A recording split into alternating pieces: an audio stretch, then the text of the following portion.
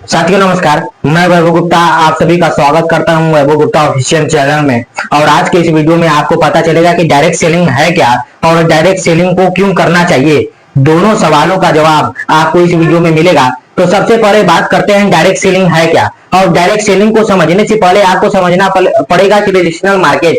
Traditional market में जो product बनता है कैसे बनता है। तो चलिए बात करते हैं ट्रेडिशनल मार्केट।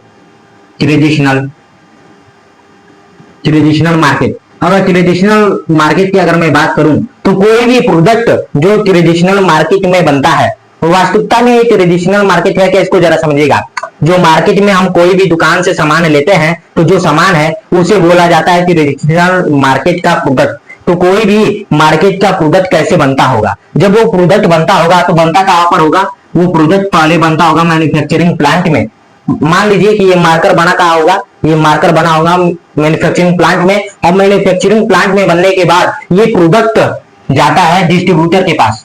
ये प्रोडक्ट मैन्युफैक्चरिंग प्लांट में बनने के बाद डिस्ट्रीब्यूटर के पास जाता है और डिस्ट्रीब्यूटर से होते हुए ये प्रोडक्ट जाता है होलसेलर के पास। किसके पास, एचएस। एचएस का मतलब होलसेलर। होलसेलर से ये प्रोडक्ट जाता है रिटेलर के पास। किसके पास, रिटेलर आर के पास। फिर ये प्रोडक्ट हमें और आप जैसे कस्टमर को मिलता है। हम और आप जैसे कस्टमर को ये प्रोडक्ट मिलता है। मतलब ट्रेडिशनल मार्केट का कोई प्रोडक्ट मिलता कैसे है, बनता कैसे है। कोई भी प्रोडक्ट ट्रेडिशनल मार्केट का बनता है मैन्युफैक्चरिंग प्लांट में। मैन्युफैक्चरिंग प्लांट में बनने के बाद वो प्रोडक्ट हमें तुरंत नहीं मिलता। मैन्युफैक्चरिंग प्लांट में जब बनता है तो वो प्रोडक्ट डिस्ट्रीब्यूटर के पास जाता है। डिस्ट्रीब्यूटर से वो प्रोडक्ट होलसेलर के पास जाता है। होलसेलर से वो प्रोडक्ट रिटेलर के पास जाता है और रिटेलर से ये प्रोडक्ट हमें और आप जैसे हमें और आपको ये प्रोडक्ट मिलता है।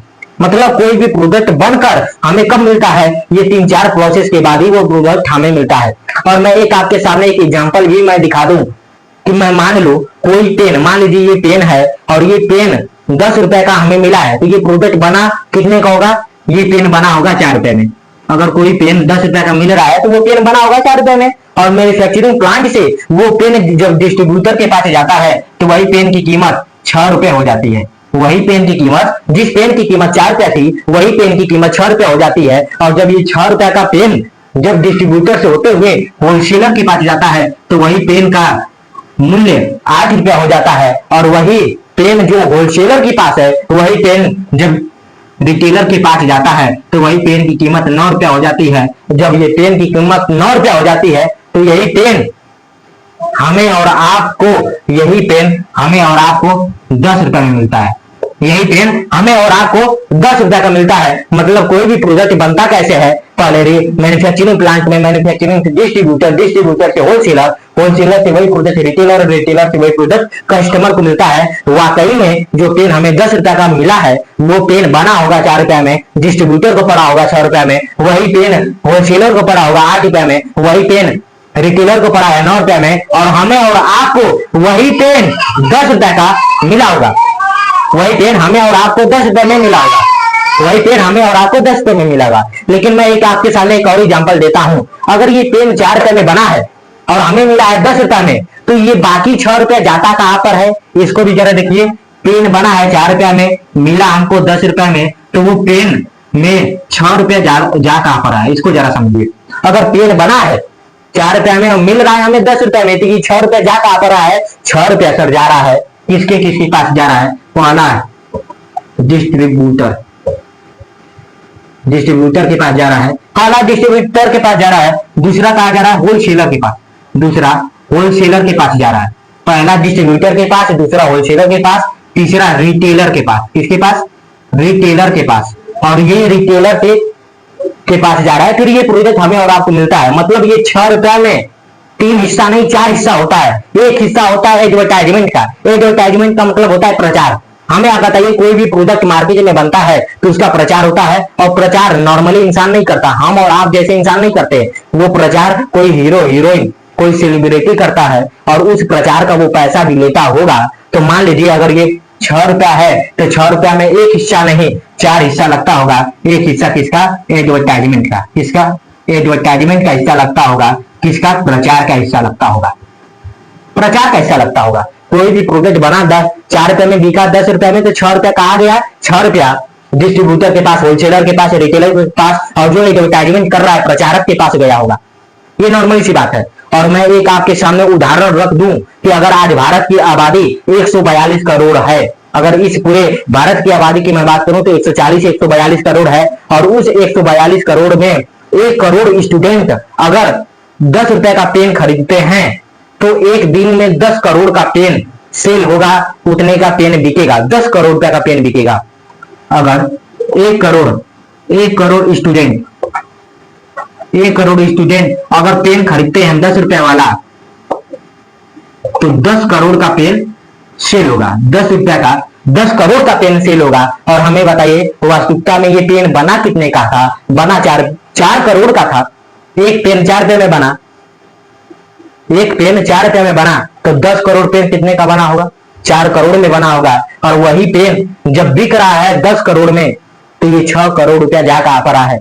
4 करोड़ रुपए में पेन बना कितना? 1 करोड़। 1 करोड़ पेन बना 4 करोड़ में, और 10 करोड़ में बिका, लेकिन ये 6 करोड़ रुपया जाकर आ रहा है। ये 6 करोड़ रुपया कहीं ना कहीं जा रहा है इन्हीं डिस्ट्रीब्यूटर के पास, होलसेलर के पास, रिटेलर के पास, और एडवर्टाइजमेंट करने वाले प्रचारक के पास। बना 4 करोड़ का, बिका 10 करोड़ का, 6 करोड़ रुपया गया कहां पर?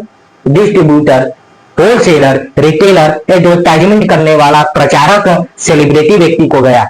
ये होता है ट्रेडिशनल मार्केट। ट्रेडिशनल मार्केट का प्रोडक्ट बनता है 4 में, बिकता है 10 का। बाकी ये जो 6 रुपया है, ये ज्यादा पर आए इन्हीं बिचौलियों के पास, डिस्ट्रीब्यूटर, होलसेलर, रिटेलर और एडवर्टाइजमेंट करने वाले व्यक्ति के पास जा रहा है। ये हो गया ट्रेडिशनल मार्केट। लेकिन डायरेक्ट सेलिंग इंडस्ट्री क्या है, इसको जरा समझिएगा। डायरेक्ट सेलिंग इंडस्ट्री क्या है? डायरेक्ट सेलिंग इंडस्ट्री कहती है कि मैं भी कोई पेन है जो बनाऊंगा 4 रुपए में। डायरेक्ट सेलिंग क्या करता है कि डायरेक्ट सेलिंग का भी कोई प्रोडक्ट बना 4 रुपए में, कोई पेन बना 4 रुपए में, लेकिन यही पेन आपको मिला 10 रुपए में। यही पेन आपको मिला 10 रुपए में। देखिए बात एक ही है, बात एक ही है। यहाँ पे 4 का बना, मिला 10 में, लेकिन 6 रुपया है जो वो गया कहां पर? Distributor, wholesaler, retailer, customer. Retailer और एडवर्टाइजमेंट कस्टमर को कुछ नहीं मिलता। लेकिन डायरेक्ट सेलिंग क्या कहती है? डायरेक्ट सेलिंग कहती है हम भी जो प्रोडक्ट बनाते हैं वो भी 4 रुपए का बनाते हैं, देते हैं 10 रुपए का, लेकिन ये जो 6 रुपया होता है, ये 6 रुपया ना तो डिस्ट्रीब्यूटर को मिलता, ना तो होलसेलर को, ना तो रिटेलर को, ना तो एडवर्टाइजमेंट करने वालों को डायरेक्ट सेलिंग देती है। ये 6 रुपया किसको देती है? जो फील्ड में जाकर उस पेन का प्रचार करता है, जो हम और आप जैसे नॉर्मली व्यक्ति रहते हैं, उस व्यक्ति को ये 6 रुपया डायरेक्ट सेलिंग इंडस्ट्री देती है। डायरेक्ट सेलिंग इंडस्ट्री में कोई होलसेलर, कोई रिटेलर नहीं होता। डायरेक्ट सेलिंग इंडस्ट्री में हर व्यक्ति एक डिस्ट्रीब्यूटर होता है। डायरेक्ट सेलिंग कहती है कि जो हमारा कस्टमर है वो भी डिस्ट्रीब्यूटर बन सकता है, क्योंकि अन्य मार्केट में देखा जाए डिस्ट्रीब्यूटर बनने के लिए हमें पैसे की आवश्यकता पड़ती है। अगर मुझे गोदाम खोलना है तो गोदाम के लिए पैसा चाहिए कि नहीं चाहिए? पैसा चाहिए भाई, कुछ ना कुछ इन्वेस्ट करना पड़ेगा हमको। 5 लाख, 10 लाख, 50 लाख, 60 लाख रुपया इन्वेस्ट करना पड़ेगा। लेकिन डायरेक्ट सेलिंग इंडस्ट्री बोलती है कि हमारे यहाँ डिस्ट्रीब्यूटर आप फ्री में बन सकते हैं और ये 6 रुपए का आनंद आप ले सकते हैं। ये डायरेक्ट सेलिंग इंडस्ट्री है। बाकी आज की इस वीडियो में आपको डायरेक्ट सेलिंग के बारे में, ट्रेडिशनल मार्केट के बारे में पता चला, और नेक्स्ट दूसरे वीडियो में मैं बताऊंगा कि डायरेक्ट सेलिंग इंडस्ट्री है क्या। तब तक के लिए धन्यवाद, और चैनल को सब्सक्राइब जरूर कर लीजिएगा। बहुत बहुत धन्यवाद।